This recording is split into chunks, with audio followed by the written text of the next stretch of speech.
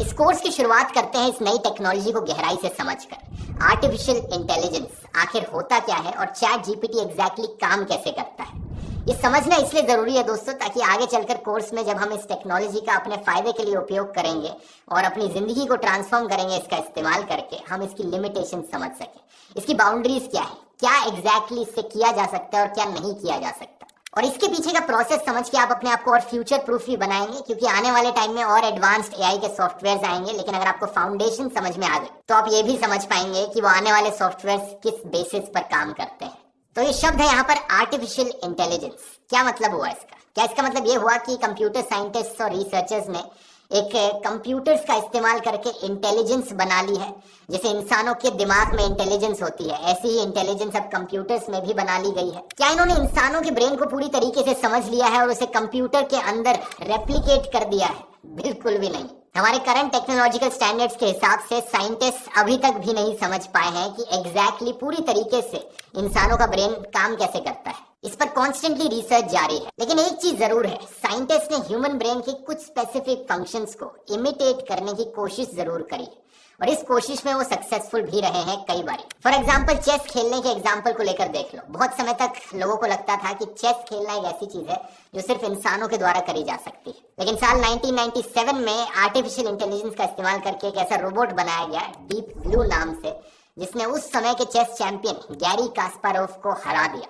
ये एक बहुत बड़ा टर्निंग पॉइंट था, क्योंकि उसके बाद से लोगों को लगने लगा कि हाँ, ये किया जरूर जा सकता है। ह्यूमन कॉग्निटिव फंक्शंस के कुछ स्पेसिफिक एस्पेक्ट्स को कंप्यूटर्स भी कर सकते हैं और इंसानों से बेहतर कर सकते हैं। तो आर्टिफिशियल इंटेलिजेंस की अगर आप डेफिनेशन देखोगे, उसका मतलब यही निकलता है, it is the capability of a computer system to mimic human cognitive functions. For example learning, problem solving या चेस खेलना हो गया। और चैट जीपीटी जो लेटेस्ट एग्जाम्पल है हमारे पास यहाँ, वो कौन सा ह्यूमन कॉग्निटिव फंक्शन मिमिक कर रही है? इंसानों की तरह बात करना, चैट कर पाना। जैसे एक आम इंसान चैट पर मैसेजेस लिखता है, व्हाट्सएप पर मैसेजेस लिखता है, यही फंक्शन मिमिक किया जा रहा है इस आर्टिफिशियल इंटेलिजेंस सॉफ्टवेयर के द्वारा। अब अपने आप में आर्टिफिशियल इंटेलिजेंस का जो टॉपिक है, ये कोई नया टॉपिक नहीं है। इसकी बहुत लंबे समय से बात करी जा रही है, 1950-60 से ही, जब से कंप्यूटर्स का इन्वेंशन हुआ। लेकिन वो बात अलग है कि रिसेंट टाइम्स में ही पब्लिक में इसकी पॉपुलैरिटी बढ़ी है। ऐसा इसलिए क्योंकि सिर्फ 2012-15 के बाद ही था कि हमारी प्रोसेसिंग पावर इतनी तेजी से बढ़ पाई कि हम इतने बड़े बड़े अमाउंट ऑफ डेटा को प्रोसेस कर सके। एज ए कॉन्सेप्ट ये चीज साइंटिस्ट को बहुत पहले से ही पता थी, लेकिन इसे टेस्ट करने का मौका नहीं मिल पा रहा था प्रैक्टिकली, क्योंकि ये जो हजारों जीबीस टीबीस का डेटा होता है, इसके लिए बहुत सारी कंप्यूटिंग पावर चाहिए होती है। तो इस फील्ड में कई टर्म्स हैं जिनका बार बार मेंशन किया जाता है। एक है एमएल यानी machine learning. Machine learning artificial intelligence के अंदर ही एक सबसेट है, एक टाइप कह सकते हो आर्टिफिशियल इंटेलिजेंस का, जिसमें एज द नेम सजेस्ट आप मशीन को कुछ सिखा रहे हो। मशीन लर्निंग का ऑलरेडी बहुत सारी जगहों पर इस्तेमाल किया जा रहा है, जहां पर आपने शायद गेस भी नहीं किया होगा।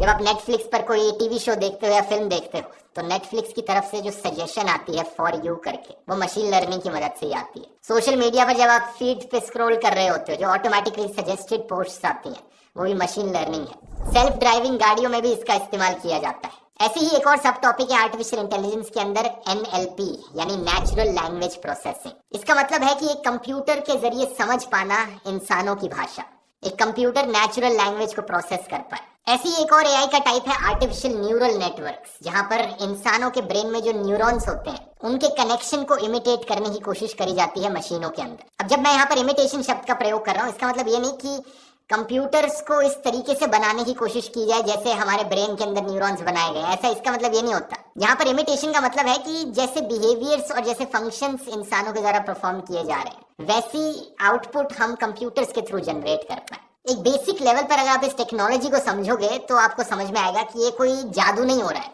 बड़ी ही सिंपल चीज है ये।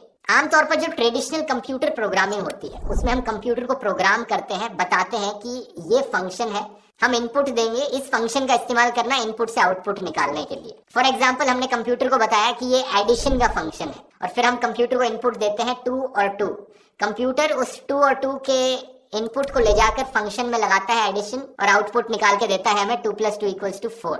मशीन लर्निंग में हम क्या करते हैं, हम इनपुट और आउटपुट दोनों दे देते हैं, लेकिन बीच का फंक्शन हम बताते नहीं। हम कंप्यूटर को कहते हैं कि ये खुद गेस कर कि बीच का फंक्शन क्या होना चाहिए। हम ढेर सारे इनपुट आउटपुट देंगे और पैटर्न रेकग्नाइज कर इन इनपुट्स और आउटपुट्स के बीच में और खुद से बीच का फंक्शन निकाल। मान लो हम चाहते हैं कि कंप्यूटर मशीन लर्निंग के थ्रू पहचान पाए कि नंबर 4 कैसे लिखा जाता है, तो हम इनपुट के फॉर्म में इसे हैंड राइटिंग देंगे कि देखो 4 ऐसे लिख सकते हैं, 4 ऐसे भी लिख सकते हैं, 4 ऐसे भी लिख सकते हैं। ये अलग अलग तरीके हैं 4 लिखने के, लेकिन आउटपुट इन सब का नंबर 4 है।